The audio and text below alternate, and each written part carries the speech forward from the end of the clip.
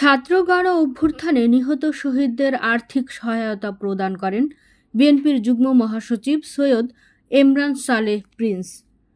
ময়মনসিংহ প্রতিনিধি জাহাঙ্গীর আলমের পাঠানো তথ্য চিত্রে নিউজ ডেস্কে থাকছে বিস্তারিত।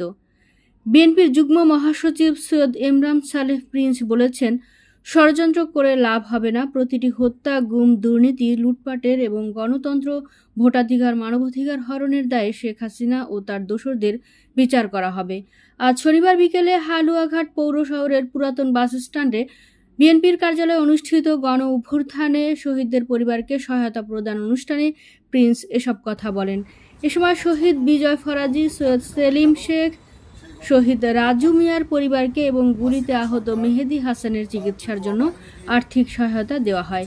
অনুষ্ঠানে প্রিন্স বলেন, দেশকে স্বৈরাচার মুক্ত করতে ছাত্র জনতা অকাতরে প্রাণ দিয়েছেন। সহস্রাধিক মানুষের প্রাণের বিনিময়ে স্বৈরাচার মুক্ত পরিবেশে বাংলাদেশের জনগণ গণতন্ত্রের পথে নতুন করে যাত্রা শুরু করলেও জনগণের বিজয় নস্যাৎ করতে ষড়যন্ত্র থেমে নেই।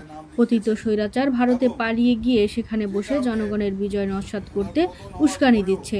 তিনি সকলকে সতর্ক থাকার আহ্বান জানিয়ে বলেন, হাজারো শহীদদের রক্তে রঞ্জিত বিজয় নস্যাৎ করতে দেওয়া হবে না।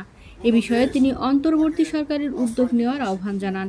একই সঙ্গে নেতাকর্মীদের প্রতি আন্দোলনে নিহত ও আহতদের সুখ দুঃখে খোঁজ খবর রাখারও আহ্বান জানান তিনি।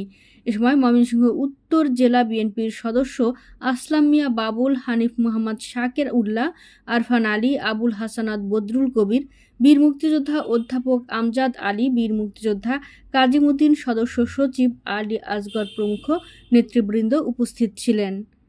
নিউজ ডেস্ক, সুমনা, ভোরের আকাশ।